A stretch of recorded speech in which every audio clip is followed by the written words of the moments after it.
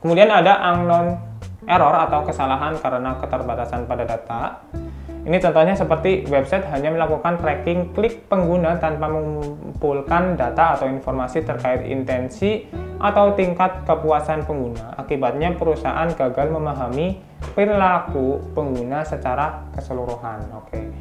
Jadi sistem dalam pengumpulan data pun harus secara spesifik dibuat ya, agar nanti data-data tersebut juga bisa berguna dalam konteks pengembangan web. Biasanya feedback dari customer, dari pengguna itu sangat diperlukan untuk pengembangan di masa yang akan datang. Nah, kemudian kita masuk ke studi kasus. Studi kasusnya kita masuk ke segmentasi konsumen untuk pemasaran bertarget. Jadi ada satu cases di mana kita harus bisa membuat model yang berkaitan untuk fungsional untuk melakukan segmentasi konsumen gitu, agar nanti si AI-nya itu bisa melakukan prediksi konsumen yang tepat nih ya, sesuai campaign atau sesuai metode promosinya. Nah, di sini data yang digunakan adalah data terstruktur, bisa dari riwayat pembelian, kemudian demografi konsumennya. Kemudian data kategorikal itu bisa dari kategori produknya, kemudian tingkat kesetiaan konsumennya. Kemudian kalau dari data teks itu bisa dari ulasan-ulasan yang konsumen tersebut lakukan, yang submit ya, yang disubmit sama konsumen tersebut itu bisa. Kemudian data transaksi ini bisa dari detail setiap penjualan meliputi waktu dan lokasi hingga besarnya juga nominal dari pesanannya.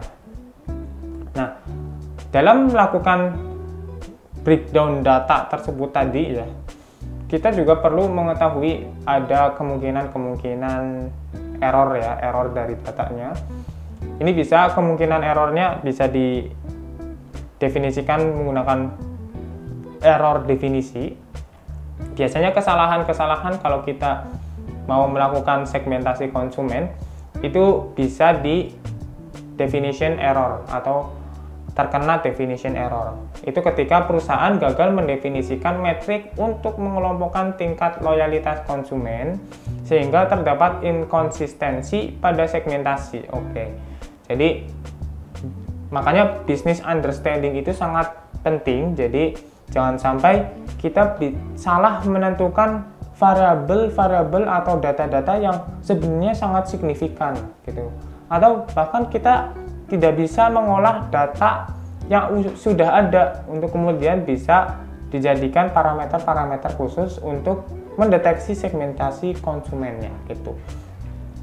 Nah, kemungkinan sampling error juga bisa terjadi karena data yang digunakan untuk melakukan segmentasi itu hanya berasal dari transaksi pembelian online dan tidak menyertakan transaksi pembelian offline, sehingga perusahaan ada kemungkinan gagal untuk memahami karakteristik pembelian dari konsumen secara menyeluruh begitu ya.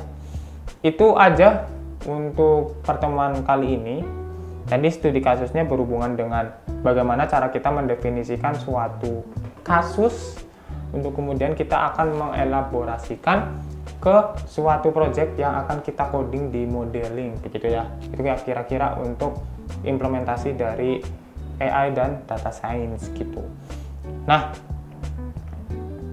itu aja untuk pertemuan kali ini. Terima kasih telah menyimak ya. Kemudian teman-teman silakan untuk mengerjakan tugas dan kuis yang berhubungan dengan materi tadi. Kurang lebihnya mohon maaf dari saya. Terima kasih. Wassalamualaikum warahmatullahi wabarakatuh.